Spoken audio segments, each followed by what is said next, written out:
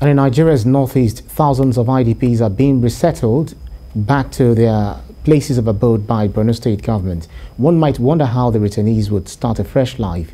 In this report, TVC News' Jessica Fida visits some of the resettled communities in Borno and Adamawa states to see how the survivors are turning a new leaf. The 12 years insurgency bedeviling the northeast region has not only displaced thousands of households, but also disrupted livelihood activities. This has resulted to food scarcity, poverty and economic decline. The government have continued to collaborate with security agencies, and now peace is gradually gaining grounds. With thousands back to their places of abode, enhanced sources of livelihood as well as boosting resilience has been identified as key in facilitating the recovery process of the region. I met Mariam Umar, and she narrated how life has been since she left Minchika. Well, before the insurgency, we were okay. We were living. There was no problem. But when the insurgency came, we were driven out of Michika. People scattered everywhere. Some were in the mountain, some traveled to Yola, some down, some even to Lagos. The only thing I found in my house was the cushion they couldn't carry. The clothes, the animals we have, the food we have, everything was not there. We have to start again. We have to start farming. I was called last year. I was given a card that a certain NGO will come. And when they came, they gave us fertilizer. They gave us beans and maize as seed to plant. So actually, I planted the beans and the maize on the same land. I harvested about 5 to 6 bags of maize, and I got 1 bag of beans, one and maybe a half of this. But I decided not to sell it because I want to use it as food in my family. Just as Mariam Umar, more than 40,000 people in Borno and Adamawa state have benefited from such interventions by the United Nations Food and Agriculture Organizations with support of the European Union's Civil Protection and Humanitarian Aid, FAO. The stuff I used was very, very smoky, but by using this stuff now, the smoke is very, very less. Because I was asthmatic, I used to have attack frequently, but now it has reduced drastically. This year I've not had any attack at all. This intervention has been in the forefront of ensuring that the food security needs of the people are identified and taken care of. This impulse has gone a long way in helping our vulnerable people and ensuring that they have food on their tables and also ensure food security. And by their production, they also have income, and this income also improves their livelihoods, whereby from the way they come and the way they are now, there is a change. Is that the needs are still many. A lot of people still need to be assisted, but also the project has spoken for itself. Just as we witnessed from your interaction with the beneficiaries, we've also seen from our studies that the beneficiaries who receive these inputs have significantly performed better. As these returnees start a new life, they are optimistic that such intervention may come again so as to better their living conditions and those of their immediate families. These are part of numerous achievements by beneficiaries of this intervention. They are happy with the gesture as it has given them a renewed hope of starting life afresh. Jessica Fida, TVC News, Maiduguri. And today marks 1 week and a day an Abuja-Kaduna bound train was attacked by terrorists, and on that fateful day, many passengers were killed, others injured and scores kidnapped. Now, a week after that incident, repair works are still ongoing, but what Kaduna residents are demanding for is that government should tackle the surge of terrorism ravaging the state. Lupe Asom reports. It's about a week since the shocking attack on the Kaduna-bound train by terrorists who also opened fire on passengers. The NRC said 362 persons were documented to have boarded the train, while Kaduna government confirmed that 8 of them died. Injured survivors were evacuated to hospitals, and dozens of them have been discharged. For now, over 150 persons are yet to be found, going by statements by the NRC. President Buhari described the incident as a callous attack, and the Vice President, during his visit to victims, explained that the terrorists are cowards only out to cause fear. The President later issued directives that the military ruthlessly deal with terrorists and rescue those kidnapped. But 7 days after, the victims still languish in unknown destinations with their abductors. Their loved ones now panic, especially after some of them received calls from the terrorists. Till today, train services remain suspended by the NRC. In a latest statement, it confirmed that at least 7 coaches have been repaired, re-railed, and moved to NRC stations. Some people who spoke to us are yet to recover from the shock of the attack. One of the victims promised never to use the train again. Others still consider it the safer alternative and can't wait for train services to resume.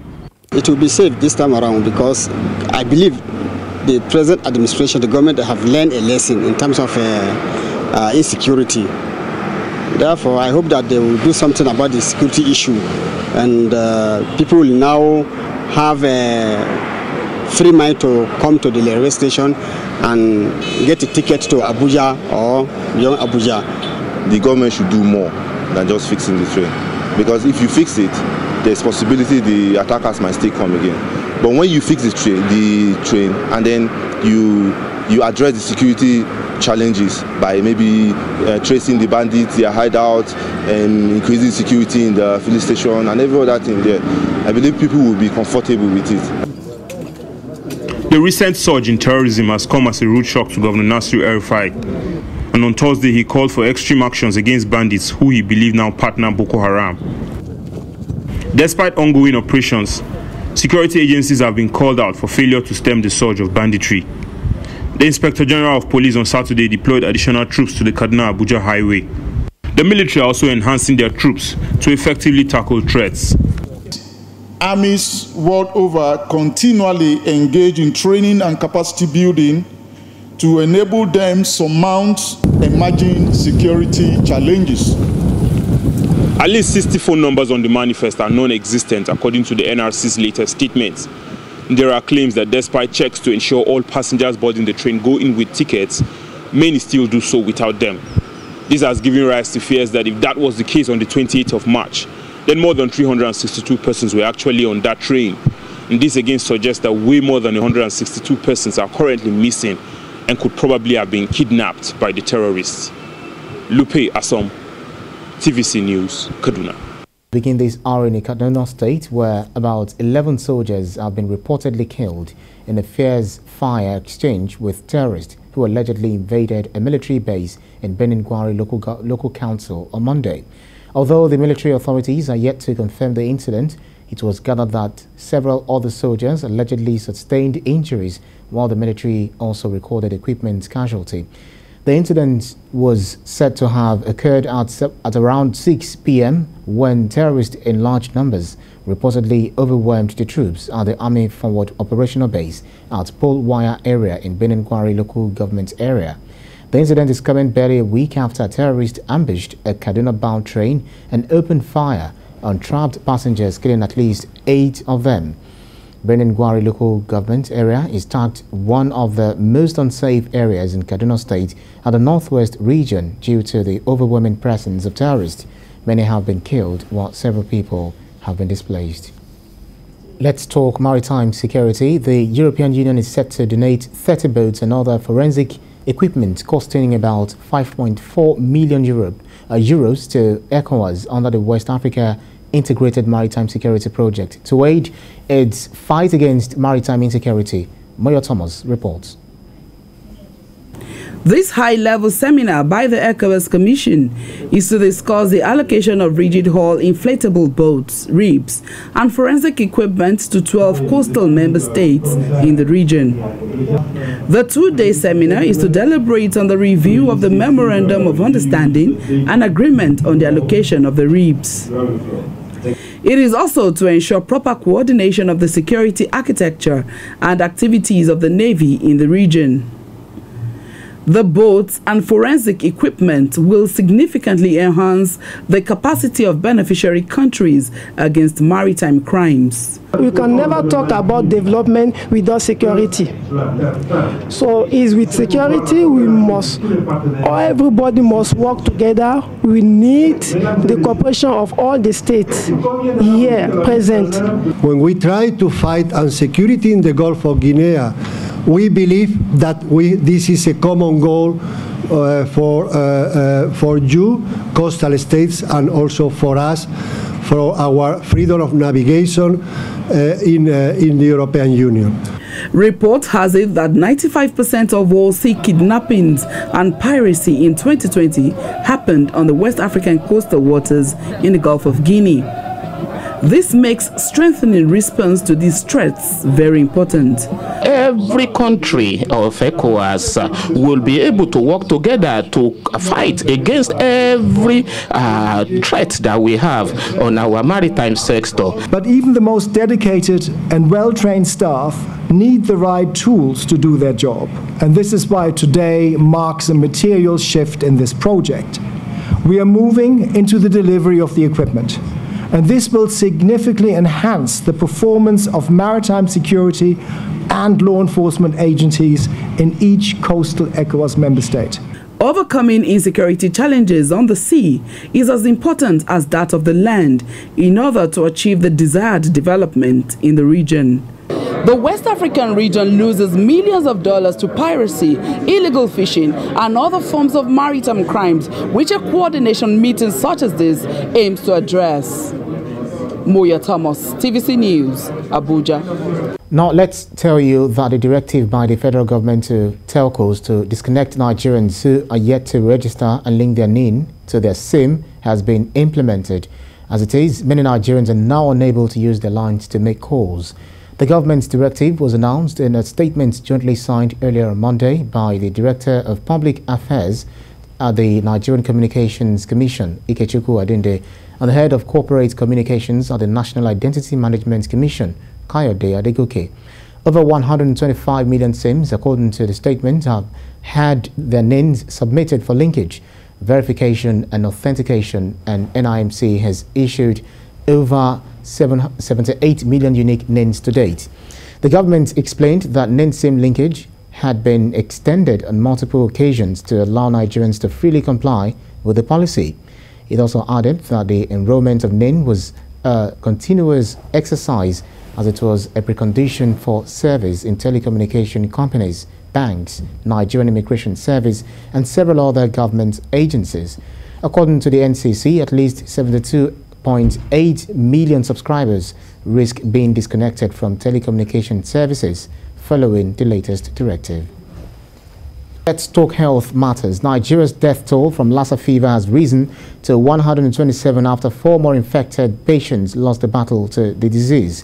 The Nigeria Center for Disease Control disclosed this in its latest situation report on the management of the outbreak of the disease in the country.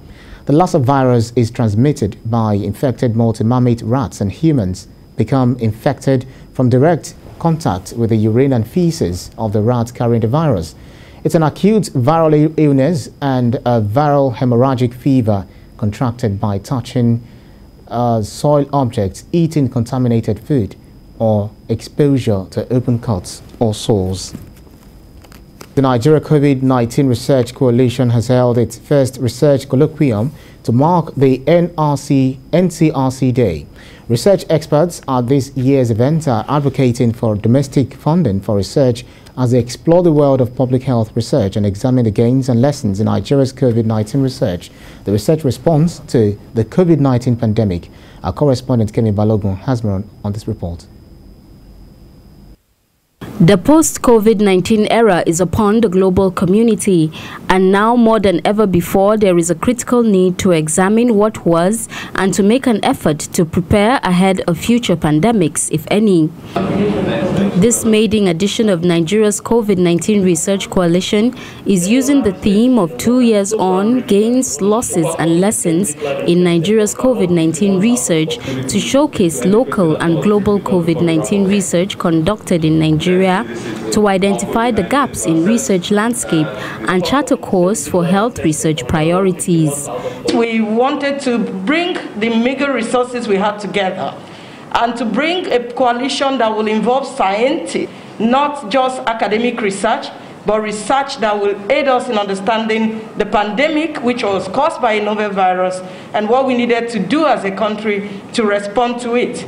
Importantly, it's research on COVID-19 in Nigeria, but we also draw on research that has happened elsewhere in other settings that would have a bearing on Nigeria. Collaborations with other researchers in West Africa, outside Africa, and just around so that we can strengthen our research capacity and also the research outputs from the country. The coalition was established in 2020 to generate research evidence in order to aid understanding of COVID-19 and support Nigeria's response to the current outbreak.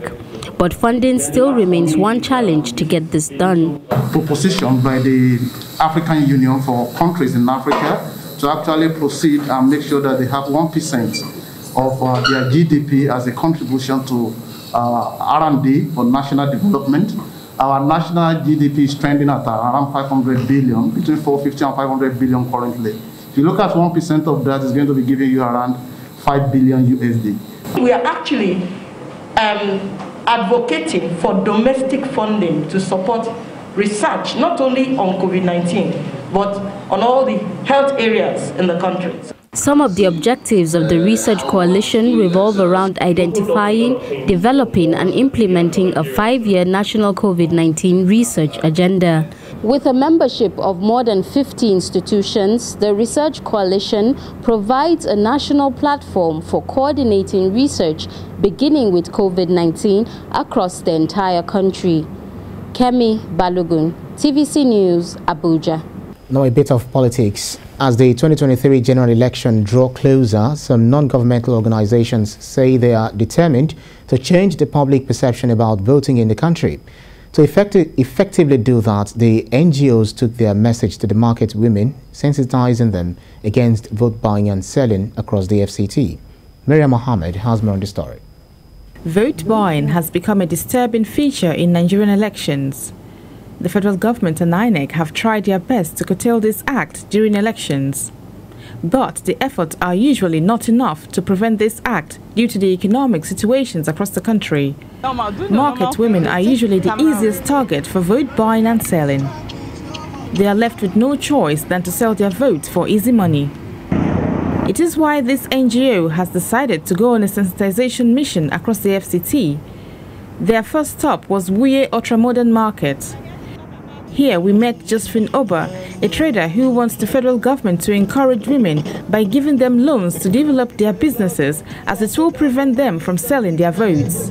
There is no market you go to, you see women struggling. There are some people, they have a very good business ideas, but they don't have money, they don't have somebody to sponsor them. Other traders urge market women not to sell their votes, no matter their financial situation. Please, let us remove our hand for collecting money to vote.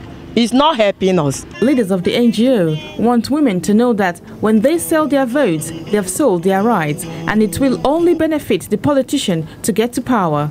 If they buy your vote, they are going to still pay back the money wherever they got it from. So it's time for them not to sell their vote. And the group seeks economic empowerment and political recognition for women to prevent them from selling their votes. These women in Wuye Market have promised not to sell their votes come 2023, as they have decided to change the narrative. Maria Mohammed, TVC News, Abuja. The Independent National Electoral Commission has been urged to give hope to Nigerians that the 2023 general election will be credible by conducting free and fair Ekiti and Osun State governorship elections in June and July this year. This was the submission of speakers at the program organized by Civil Society Committee for Anti-Fraud Election Security held in Oshogbo. Our correspondent Rafi Hamid has more on the story. A number of governorship candidates have emerged from different political parties ahead of July 16th governorship election in Osun State. As usual, stakeholders in the electoral process have started performing their duties towards ensuring a credible poll. Here are members of civil society organizations, non-governmental organizations, the Nigerian Union of Journalists, Persons with Disabilities, and the Nigerian Bar Association at the Anti-Fraud Summit on Osun 2022 Guba poll. If we don't take a proactive step, look, it cannot be better. If you like, go to the mosque and stay. I think Christians are fasting now, Lenten season, and then the Muslims are soon, they have already started. And I'm telling you, by prayer alone, you can't change a nation. Keynote speakers at the event want INEC to address all the challenges associated with biometric voters accreditation system, BVAS. But it will not be new in Osun, because it started in Delta, from Delta to Anambra, Anambra to FCT, FCT to Ekiti. So before you get to Osun, it must improve. We must know the errors.